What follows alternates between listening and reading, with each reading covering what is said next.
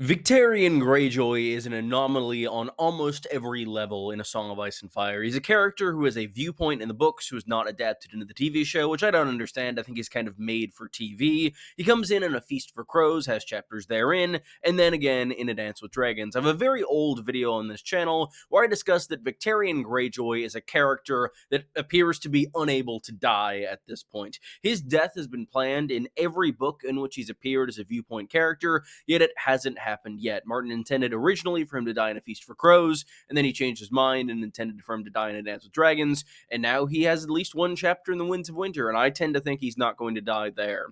But there is some evidence, and a fairly popular theory, that he's already at least kind of dead. Victarion is very much ailing from this wound that he takes early on in his story, and some theorize that that wound killed him, and now he has been returned to life as a fire wight, fueled by R'hllor the Red God, much like Beric Dondarrion or Lady Stoneheart. So where did Victarion get this wound that might have killed him? In his second chapter ever, entitled The Reaver and A Feast for Crows, we get one of our few battles in that book. Victarion is raiding off the Shield Isles, and he comes face to face with a young knight from the Reach by the name of Sir Talbot Serry.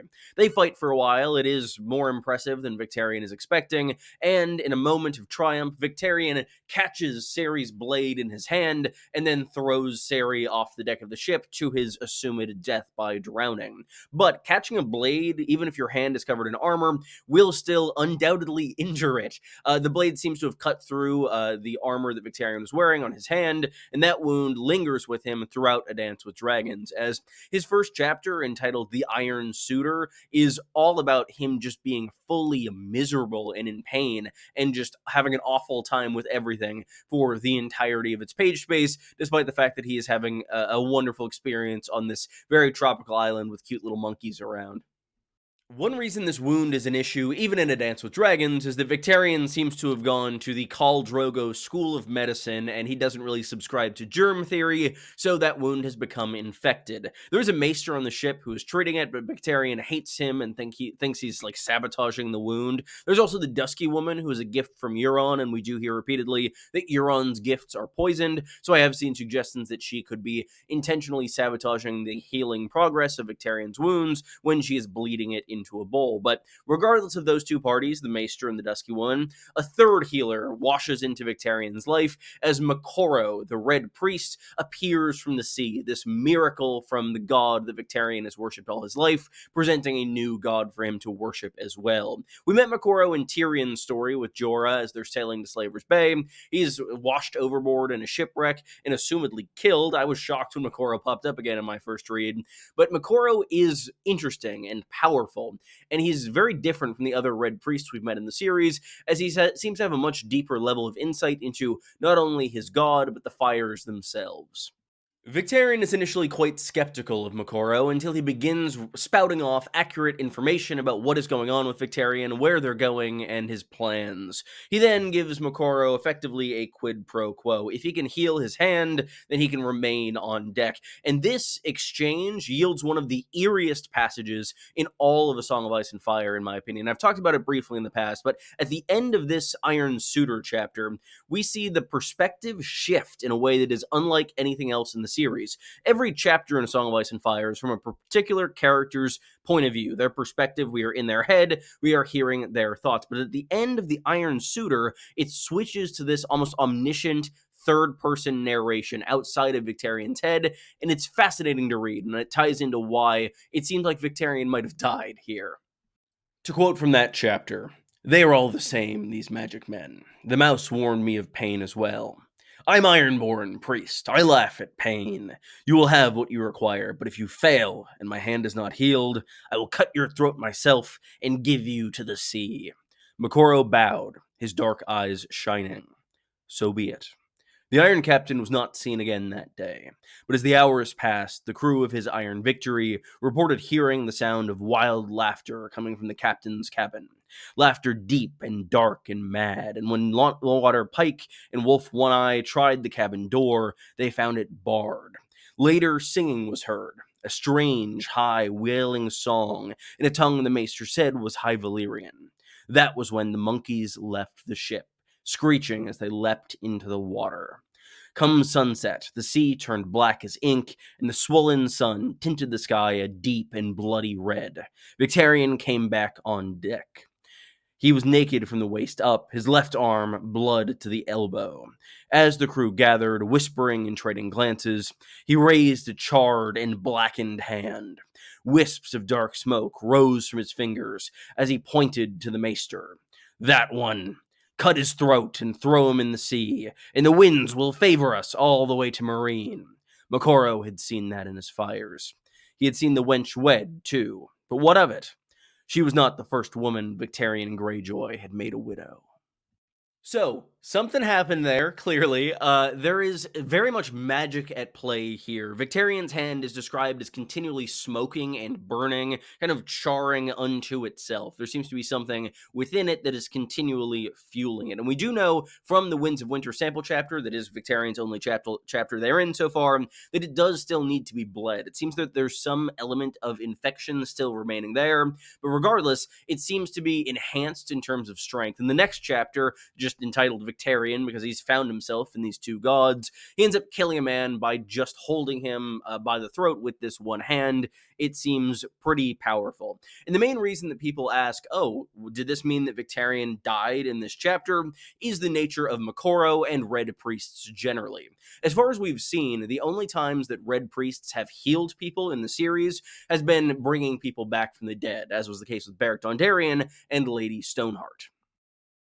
I did also make a Victarion Greyjoy playlist, as I've done for several characters in the past. It's mostly a shit post, but I had fun with it. Let me know what I should add to it in the comments, and what you think of this magic generally. And while you're down there, leave a like, subscribe, I really appreciate it, and it does really help grow the channel. With that said, just because we've only seen people come back from the dead in the series past through the magic of the Lord of Light does not necessarily mean that is the only magic that this god is capable of. Moqorro specifically is very interesting, especially when compared to, say, Thoros of Myr or Melisandre. Both of those individuals are very much related to the faith. They are of it, they know the prayers, they believe in it. In one case, they now believe in it, since Thoros is kind of reconverted after being able to bring Beric back to life. But regardless of that, those two are kind of away from the religion for quite a while. Melisandre is now over with Stannis. Thoros has been in the Seven Kingdoms for quite a while. Moqorro is very high up in the faith of the Red God generally, and his visions seem far more accurate than what we see of Melisandre's. We get in Melisandre's head in A Dance with Dragons.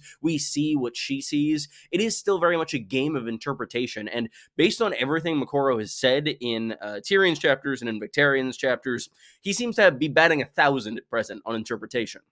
One idea I also see pitched a fair bit is that of a fire wight, which as yet would be unique in the series. We have wights in the series, W-I-G-H-T for clarifications, and they're in the far north. The others, the White Walkers, do not appear to be undead as far as we know, but they're able to raise the dead to do their bidding. They seem to be just kind of living corpses, fully embodying the commands of the others generally, or maybe the other who raised them. It's unclear. We don't know a ton about those. In terms of those raised by the Lord of Light, they still seem to be people. Beric Dondarrion is a person. He acts like Beric Dondarrion. It's unclear, like, parts of his life are lost in his coming back, but he is not being directly puppeted by this deity R'hllor, nor by Thoros of Myr. Same with Catelyn Stark.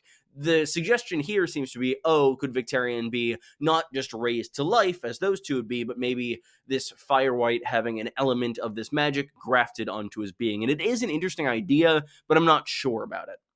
The trouble for me is maintaining Victarion's perspective. We've seen in the past that when a character is killed and comes back, they are no longer a viewpoint character, like with Lady Stoneheart. That might change with Jon Snow, but if we are kind of going into the realm of possibility where Victarion could be directly controlled by Moqorro or by R'hllor, I don't think that would be very likely, given the fact that we are still in his head, and he seems to be in the driver's seat making his own decisions, as shitty decisions as they are. My own personal view on this is it's some form of blood magic, even removed from that of R'hllor. There is clearly some fire magic at play, given that this hand is actively smoking, but the fact that it still needs to be bled, to me, belies that this wound is not truly healed. It might just be kind of a band-aid on a bullet wound, or maybe less of a band-aid on a bullet wound and more like a gun sticking out of a bullet wound, since it is dangerous in and of itself. But regardless of that, I tend to believe that this is some supernatural element that has now been grafted on the Victarion's character that will kind of begin to influence him a little bit. We do have some interesting kind of references to him and the dragon horn in his sample chapter for the Winds of Winter. He starts regarding it almost like Gollum with the One Ring. It's really interesting to read.